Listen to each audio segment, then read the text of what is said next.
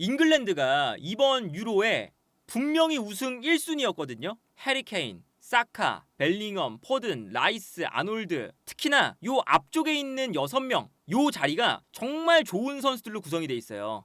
근데 공격진의 에이스만 모아놓고 중요한 건 뭐냐면 사우스게이트가 공격을 안 해요. 저 화려한 스쿼드를 가지고 공격을 안 하고 오히려 본인들이 내려가서 역습을 노립니다. 그래서 오늘 경기 보시면 덴마크가 잉글랜드보다 공격적이었어요. 그러니까 이게 문제인 거죠. 덴마크가 오늘 뭐 스탯으로만 보면 슈팅 16개, 잉글랜드가 슈팅 12개, 유효 슈팅도 덴마크가 7개. 더 많았죠? 잉글랜드는 4개입니다. 이거는 근데 뭐 이제 그렇다 치고 오늘 볼 점유율이 덴마크가 51, 잉글랜드가 49였어요. 거의 패스가 똑같았습니다. 실제로 이 수치만 봐도 잉글랜드가 528개, 덴마크는 547개를 했어요. 얼마 차이가 안 나죠? 전체적인 패스는 비슷해요. 근데 이제 어떤 수치를 비교해야 되냐면 이 패스가 어디서 이루어졌냐? 수비 지역이냐? 미드필더 지역이냐? 공격 지역이냐? 이거를 보면 어느 정도 대략적으로 이 팀이 공격적으로 했는지 수비적으로 했는지를 알 수가 있는 거잖아요. 잉글랜드가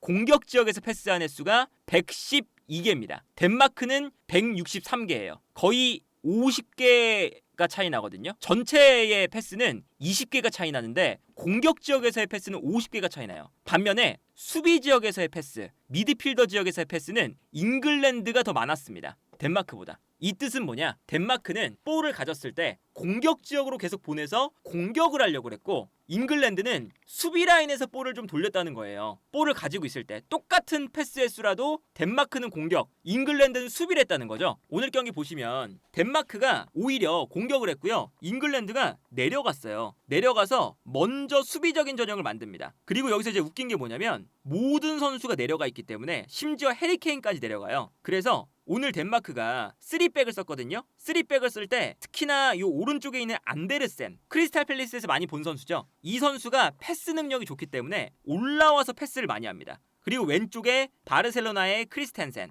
요 좌우 측면 센터백들이 올라가서 패스를 공급하는 역할을 하거든요. 그런데 잉글랜드가 내려가 있으니까 전방 압박을 안 해서 실제로 크리스텐센과 안데르센이 올라와서 여기서 패스를 공급하는 일들이 많았어요. 덴마크가 뒤에서 볼을 돌리는데 잉글랜드가 이쪽까지 올라와서 압박을 안 한다는 거거든요. 이 장면 보시면 덴마크가 뒤에서 볼을 돌리고 있거든요. 뒤에서. 그런데 잉글랜드가 모든 선수가 내려가 있어요. 내려가서 요 앞쪽 공간을 아예 압박을 안 합니다. 덴마크가 볼을 끌고 올라올 수 있도록 기다려요. 그래서 덴마크가 여기서 계속 이제 볼을 돌리다가 안쪽으로 볼을 투입하는 이런 형태인 거거든요. 그리고 이런 장면이 계속 반복해서 나타나죠. 이것도 이제 다른 장면인데 이 장면도 미드필더 지역에서 심지어 에릭센이 볼을 가지고 있어요. 에릭센. 그러면 에릭센은 방해를 해줘야 되잖아요. 에릭센의 패스가 좋으니까. 근데 에릭센을 방해하지 않고 있고 그러다 보니까 에릭센이 전방을 바라보면서 뛰어들어가는 선수에게 패스를 공급해 줄 수 있는 절호의 기회를 맞이하게 됩니다. 이런 장면들을 보면 잉글랜드가 아무리 사우스게이트 감독이 조금 그 안정적인 경기를 선호한다 하더라도 너무할 정도로 수비로 일관하는 것이 아닌가? 라는 생각이 들 수밖에 없는 경기거든요. 그래서 이제 오늘 경기가 오히려 덴마크가 올라와서 계속 압박을 하고요. 그리고 이 압박을 할 때 좋았던 선수가 누구냐? 토트넘의 호이비에르입니다. 이제 덴마크가 앞쪽에서 압박을 하다 보니까 이 토트넘에서 호이비에르가 잘 못 뛰었던 거는 호이비에르의 특성이 되게 좀 그 쓰기가 명확해야 돼요. 그러니까 호이비에르의 특성은 캉테랑 비슷합니다. 캉테도 볼을 이제 받은 다음에 뿌려주거나 빌드업을 할 때 뭐 중심이 되어주거나 그런 유형의 선수가 아니잖아요. 미드필더에서. 근데 포스테코글루 감독은 미드필더들이 특히나 수비라인 앞에 있는 선수가 패스의 줄기를 맡아야 됩니다. 근데 그 역할을 호이비에르가 잘 못하잖아요. 근데 덴마크에서는 호이비에르에게 어떤 역할을 주냐면 마치 캉테처럼 그냥 뛰어다녀라. 앞쪽에서 싸워주고 중원으로 내려와주고 특히나 앞쪽에 에릭센이 있으니까 에릭센 대신 싸워주는 역할을 원해요. 근데 오늘 호이비에르가 그 역할을 100% 수행을 했습니다. 볼 경합 상황에 가장 많이 참여한 선수 호이비에르입니다. 볼 경합 상황에서 승리한 횟수가 가장 많은 선수 9번으로 경기 전체에서 1등 호이비에르입니다. 호이비에르 다음으로 볼 경합 상황을 많이 한 선수가 벨링엄이고요. 벨링엄과 볼 경합 상황에서 승리한 횟수가 4개까지가 차이가 났어요. 오늘만큼은 호이비르가 벨링엄보다 잘했다는 거거든요. 중원 장악력적인 측면에서. 그리고 수비적인 측면. 이게 수비적인 이제 액션이라고 하는데 이 수비적인 액션이 어떤 걸 포함하냐면 클리어링한 횟수, 인터셉트, 그리고 이제 요 태클 성공 횟수, 그리고 이제 뭐 슛을 블락한 횟수. 이런 이제 수비적인 행동들을 합한 횟수예요. 이게 오늘 호이비르가 11번입니다. 경기 전체 1등. 그리고 인터셉트 1등, 태클 성공 횟수 1등. 그래서 오늘 이 덴마크가 잉글랜드가 내려가 있고 오히려 덴마크가 앞쪽에서 계속 싸우니까 호이비에르의 강점이 발휘가 되면서 잉글랜드의 중원을 호이비에르가 완전히 제압을 했다. 이 장면 보시면 호이비에르가 이제 미드필더 라인에 있습니다. 에릭센이 수비를 이제 많이 못하다 보니까 오히려 호이비에르가 올라와서 압박을 하고 있어요. 근데 여기서 잉글랜드가 가운데로 패스를 보내줄 때 호이비에르가 빠르게 달려들어서 볼을 빼앗습니다. 아놀드에게 가는 볼을 빼앗아서 여기서 덴마크가 볼을 빼앗으니까 곧바로 공격을 전개할 수 있는 찬스를 얻게 되는 이런 장면도 오늘 볼 수가 있었고, 이 장면은 이제 경합을 할 때 잉글랜드가 앞으로 볼을 걷어냈는데 호이비에르가 여기서 달려들면서 본인들의 수비 지역으로 나가는 볼을 다시금 잉글랜드 쪽으로 집어넣어요. 근데 여기서 또 잉글랜드의 선수가 볼을 잡아서 다시금 앞쪽으로 패스를 하는데 호이비에르가 이것도 다시 따라가서 다시금 볼을 빼앗아 옵니다. 심지어 이게 이제 어떤 선수들 사이에서 볼을 뺏었냐? 포든과 벨링엄, 이 두 선수 사이에서 호이비에르가 홀로 뛰어들어가서 이 볼을 빼앗아 오거든요. 몸으로 부딪혀서. 이런 것들이 오늘 덴마크의 힘이라는 거죠. 호이비에르가 잘하기도 했지만 잉글랜드가 내려앉았기 때문에 덴마크가 올라와서 압박할 수 있는 찬스가 많았던 거거든요. 그러다 보니까 계속 잉글랜드는 실수가 나오고, 그러니까 잉글랜드가 이런 압박에 당황할 수밖에 없었던 약간 운이 안 좋은 것도 있었어요. 오늘 경기장의 상태가 매우 안 좋았습니다. 그래서 오늘 이 경기를 보면 선수들이 계속 미끄러졌죠. 이게 이제 워커가 달려가다가 땅이 파이면서 워커가 달려가다가 넘어지는 장면이거든요. 이런 장면도 있었고, 이 장면도 덴마크가 앞쪽에서 압박을 하고 있어요. 압박을 하고 있는데 여기서 볼을 갖고 있었던 게이가 한번 치고 달립니다. 근데 치고 달릴 때 땅이 약간 미끄러지면서 게이가 볼 컨트롤을 잘 못했어요. 그러다 보니까 덴마크가 달려들면서 압박. 여기서 이제 물론 덴마크가 볼을 빼앗아낸 게 스로인이 되긴 했지만 여기서도 잉글랜드가 볼을 빼앗길 뻔했습니다. 게이가 미끄러진 다음에 이제 땅이 파여 있으니까 다시금 잔디를 씹는 장면. 그런데 이제 여기서 이 게이가 이제 미끄러지면서 스로인이 나왔던 장면에서 일이 터지죠. 요 스로인이 케인에게 넘어갔는데 케인이 볼을 잡을 때 덴마크가 강하게 압박을 합니다. 압박을 하니까 해리 케인이 반대편으로 방향 전환을 하려고 했는데 여기서도 잔디가 좀 안 좋으니까 해리 케인이 생각했던 것보다 볼이 안 떠오른 거예요. 그래서 여기서도 해리 케인이 볼을 컨트롤한 다음에 반대편으로 전환시켜주는데 이 패스가 미스가 났어요. 잔디가 안 좋아서. 그러다 보니까 덴마크가 올라와서 볼을 끊어버립니다. 여기서 히울만, 그리고 히울만이 엄청난 중거리 슈팅으로 득점을 만드는 걸 볼 수가 있었죠. 일단 잔디가 안 좋다는 거는 동등한 상황이잖아요. 잉글랜드도 그렇고 덴마크도 그렇고. 그런데 왜 잉글랜드 쪽에 더 안 좋았냐? 잉글랜드가 계속 수비적으로 내려앉고 덴마크는 올라와서 압박을 하고, 그러니까 잉글랜드가 어설프게 뒤에서 볼을 돌리다가 한 번 미스가 나면 뺏겨서 바로 결정적인 기회를 내주고, 그런 장면이 반복이 되니까 그러니까 잉글랜드가 내려앉는 것부터가 문제였다는 거죠. 그 잉글랜드가 그래도 득점을 했잖아요. 물론 이제 그게 그 덴마크의 실수로부터 나온 득점이긴 했지만 잉글랜드가 득점을 하면서 1대1이 됐는데, 잉글랜드면 요 경기에서 승점 3점을 그래도 얻어가려고 하지 않을까 싶었거든요. 그런데 첫 번째 교체가 어떤 선수였냐? 아놀드를 빼고 갤러거입니다. 사우스게이트 감독의 이 성향이 여기서도 드러나요. 오늘 아놀드가 미드필더로 나왔죠? 미드필더로 나왔는데 잉글랜드가 득점을 생각했다면 아놀드를 빼는 선택을 쉽게 할 수가 없죠.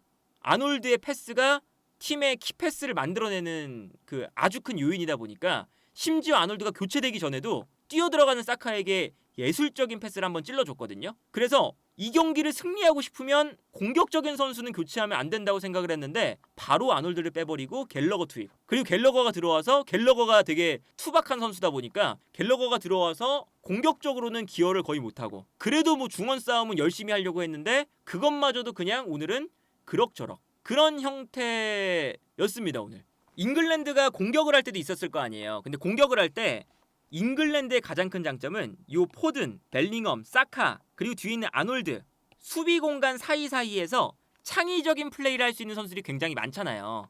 그래서 이제 잉글랜드가 공격권을 가졌을 때는 어떠한 형태가 되냐면 트리피어가 약간 올라오고 포든이 가운데로 들어갑니다. 그 다음에 게히, 스톤스, 워커 3백이 돼요. 그 다음에 아놀드가 약간 올라가서 2선 라인에 포든, 벨링엄, 아놀드가 약간 측면으로 나갈 때는 사카가 가운데로 들어오면서 사카까지 요 4명의 선수가 수비 사이사이 공간에 왔다 갔다 하거든요. 근데 이렇게 전형을 만드는 건 좋은데 이 선수들 간의 호흡이 너무 안 맞습니다. 예를 들면 벨링엄이 이 좁은 공간에 있으니까 나와서 볼을 받으려고 그래요. 그러면은 벨링엄이 나오면 누군가는 들어가야 되잖아요. 근데 다른 선수들도 같이 나와요. 다들 같이 나와서 해리케인만 앞쪽에 있는 상황이 오늘 굉장히 많았고요. 예를 들어서 안쪽에서 포든 같은 선수가 볼을 잡아요. 근데 안쪽에 모든 선수가 다 들어가서 안쪽에서 너무 겹치니까 덴마크의 수비에 둘러싸이는 이런 장면도 오늘 굉장히 많이 나옵니다. 그러니까 이게 전체적으로는 사우스게이트 감독이